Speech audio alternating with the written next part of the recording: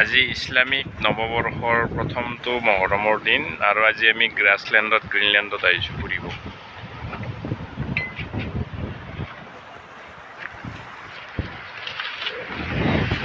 জুম্মাটো আমি বাটতে পঢ়িলোঁ আৰু এয়া হৈছে সুন্দৰ গ্ৰীণলেণ্ড গ্ৰাছলেণ্ড, য'ত মানে গৰমৰ দিনত গা ধোৱাৰ কাৰণে মানুহে ঠাণ্ডা উপভোগ কৰিবলৈ আহে ইয়াত। আজি অৱশ্যে প্ৰখৰ ৰ'দো।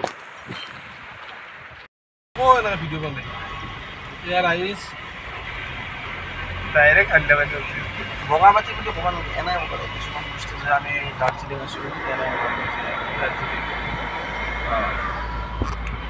নাই।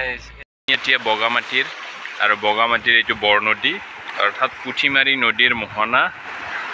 আমি ইয়াতে গৰমত গা ধুব আহিছোঁ, শীতলীকৰণ কৰিব আহিছোঁ দেহৰ। আৰু এইদৰে আমি হাঁহৰ মাংস ধুই আছোঁ, এইদৰে দাদাৰ সৈতে মাংস ধুই আছোঁ। সুন্দৰ পৰিৱেশ, মানে বনভোজৰ অন্যতম আপ্যায়নৰ বাবে আঞ্জা আৰু তাৰ হাঁহৰ মাংসৰ বাবে এইদৰে মাংস ধুই আছোঁ। বগামাটিত মাছ মাৰি আছে ইয়াৰ স্থানীয় লোকে, আৰু ভুলুক বুলি এটা মাছ পাইছে।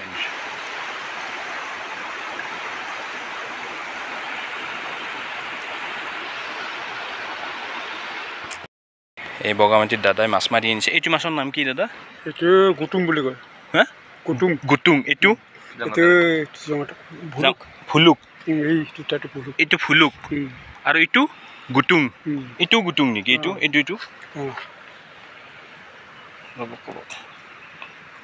এইটো গুটুং ন? এইটো গুটুং আৰু এইকেইটা ভুলুক। এই চাৰিটা লৈছোঁ হা, ধন্যবাদ। পইচাটো লৈছে ন? ঠিক আছে, ধন্যবাদ। এই সৰুটো দি দিনা, এইটো কিয় লাগে? সেইটো কি তাকে খাম দে দে। হেই যেন হেই একটা পুৰি খাম। এতে খাম। এই গজি আছে, ভাঙি লওঁ। এই মাছ নাছেগে, এই যাওঁ কোম্পানীনে এইটো গুটুং। এই যাওঁ মাছত নাছেগে, এই মাছ পাইছিলি আগতে। এইটো আমি কলগাছিয়া বুলি কওঁ। কলগাছিয়া, তেওঁলোকে কয় গুটুং। এইটো হ'ল আপোনাৰ শিলদগীয়া বুলি কওঁ। হা হা, শিলদগীয়া। শিলদগীয়া। এইটো এইটোতো কলগাছিয়া বুলি কওঁ, আৰু এইটো হ'ল জঙাতৰা। এইটো একে একে, এইটো এইটো একে মাছ। জঙাতৰা। এইটো এইটো দেখোন আমি কলগাছিয়া বুলি কওঁ। এইটো কলগাছিয়া নহয়, এইটো হেৰি শিলদগা বুলি কওঁ। শিলদগা, শিলদকা, শিলৰকা। এইটো আকৌ একে একে। ঠিক আছে। আমি আছোঁ এতিয়া বগামাটিত, আৰু বগামাটিত এয়া শিলৰকা মাছ আৰু কলগাছিয়া মাছ। এইটো বগামাটিৰ লোকেল মাছ হয়। বগামাটিৰ ই শিলৰ শিলত থকা, পানীত থকা, শিলত থকা ই শেলাবিলাক খাই কৰে শিলডকা বুলি কোৱা হয়, আৰু এইটো কলগাছিয়া বুলি কোৱা হয় মাছটো। সুন্দৰ মাছ।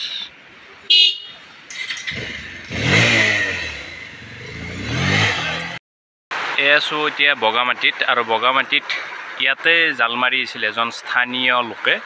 তেওঁৰ পৰা মই এইকেইটা মাছ কিনি লৈছোঁ, মানে টেষ্ট কৰি চোৱাৰ কাৰণে। আৰু এইটো মাছ হৈছে শিলৰকা মাছ। এইটো শিলৰকা বুলি কোৱা হয়, আৰু এইটো এইদৰে শিলত থকা শেলাইবিলাক পানীৰ তলত খায়। আৰু লগতে এইটো হৈছে কলগাছিয়া মাছ, আৰু এইটো হৈছে ৰূপালী বুলি কোৱা হয়, মানে এটা পুঠি মাছৰে উপপ্ৰজাতি।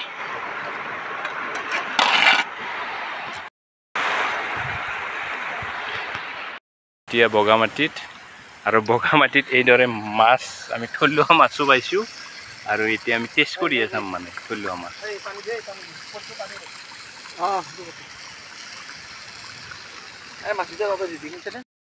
এয়া হাঁহ, দাইল আৰু ইয়াতে পোৱা থলুৱা মাছ মই এইদৰে বনাইছোঁ। আমি মাছ উপভোগ কৰি আছোঁ বগামাটিত।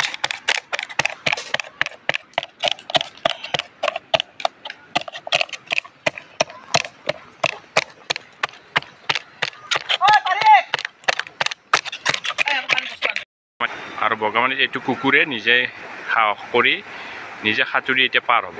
এইটো কুকুৰ বগামাটিত এই বৰনদীটো পাৰ হ'ব বিচাৰি আছে এই কুকুৰটোৱে আৰু অৱশেষত গৈ গৈ পাৰ হ'ব এই কুকুৰটোৱে।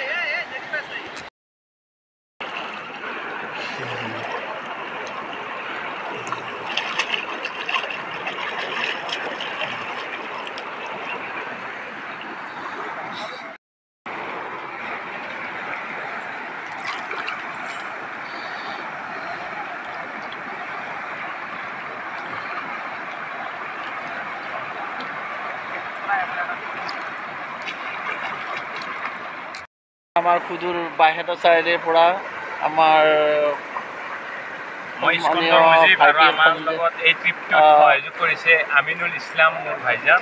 হয়, লগতে আমাৰ সুন্দৰ বগামাটি, আমি বগামাটিৰ পৰা অকণমান দূৰত আমি ভূটান চকী বুলি ক'ব পাৰি আৰু আমাৰ তেনেকুৱা ঠাইতে আহিছোঁ। যে প্লেচটো মনোমোহা দৃশ্য, যে আপোনালোকে নদীটো দেখা পাইছে, ভাল লাগিছে। যে আপোনালোকে আমাৰ চিকন্দৰ ভাই এই গা ধুবলৈ ওলাইছে, যে ভাল এটা নদীত আমি বহি আছোঁ, সুন্দৰ পৰিৱেশ। আপোনালোকো আহিব, ভাল লাগিব।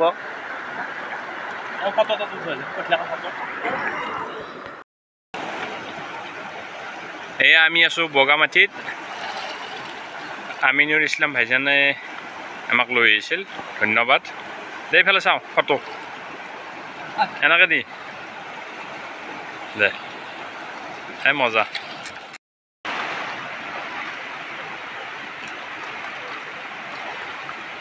কৈছোঁ আমি আছোঁ এতিয়া বগামাটিত, আৰু বগামাটিত আহি সঁচাই বহুত ভাল লাগিল। আমি শীতলকৰণ ল'ব আহিছোঁ গৈ গৰমৰ দিনত, আৰু ভাইজানক ধন্যবাদ। মানে আমি আচলতে গ্ৰাছলেণ্ডত যাব লগা আছিল, এওঁ ট্ৰেন্সফাৰ কৰি বগামাটিত লৈ আহিছে। ধন্যবাদ। তোৰ মূৰত এইদৰে চাবিটো আনিবলৈ সক্ষম হৈছোঁ আমি, নহ'লেতো আমাৰ 12 বাজি গ'ল হয়। কিছু সময় আমাৰ অপচয় হ'ল বাৰু। পিছে দি